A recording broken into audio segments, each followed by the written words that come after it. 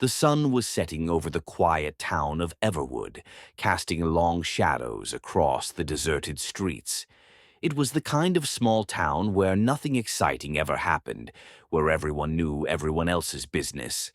But for Detective Clara Hayes, a seasoned investigator in her late 30s, things were about to change. She had just arrived at the scene of a mysterious death. The body of a prominent local businessman, Victor Montgomery, was discovered in his office, seemingly alone with a single note. "I know what you did." As Clara combed through the office, she noticed something odd. The body wasn't in a typical position for a suicide or a random act of violence. Victor was seated at his desk, his eyes wide open in terror, as if he had seen something that had scared him to death. His hand was gripping a photo tightly, one of his family. But there was more. A security camera, which should have been recording, had been disabled. No footage, no witnesses. Clara's instincts told her that this wasn't just a random murder. It was personal.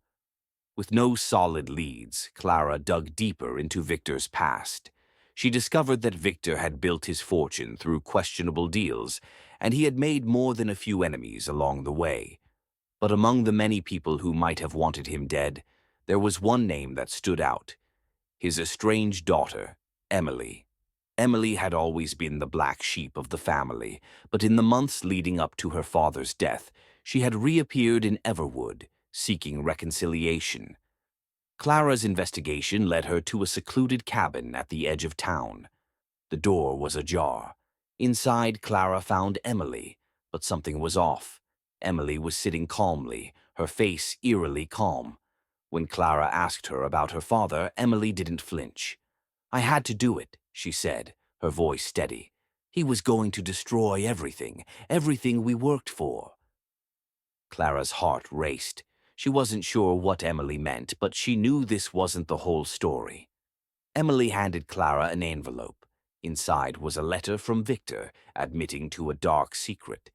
He had been involved in a series of illegal dealings that could ruin not only him, but the entire town of Everwood. Then came the twist. Emily wasn't the murderer. As Clara stood there, processing the information, a phone rang. It was a call from the coroner's office.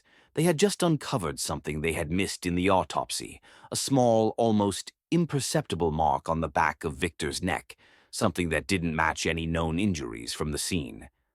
Clara's mind raced. There was another person in Victor's life who knew about the crimes, his business partner, Martin Grant, who had been seen arguing with Victor days before his death. Clara pieced it all together. Martin had been covering his tracks, using Emily as a scapegoat for his own crimes. In a dramatic confrontation at the local police station, Clara exposed the truth. Martin had been the one to orchestrate Victor's death, using the note to frame Emily, who had been desperate to protect her family's name. The revelation was shocking, but the story didn't end there. The town of Everwood, once content in its peaceful ignorance, was left to reckon with the consequences of Victor's actions. As Clara walked away from the case, the weight of what had been uncovered settled in her chest. Some secrets, she realized, were better left buried. Sometimes the truth is more dangerous than the lies we tell ourselves. And the past? It always catches up with you in the end. Don't forget to subscribe Storytime with Harry for more interesting stories. Thank you for watching.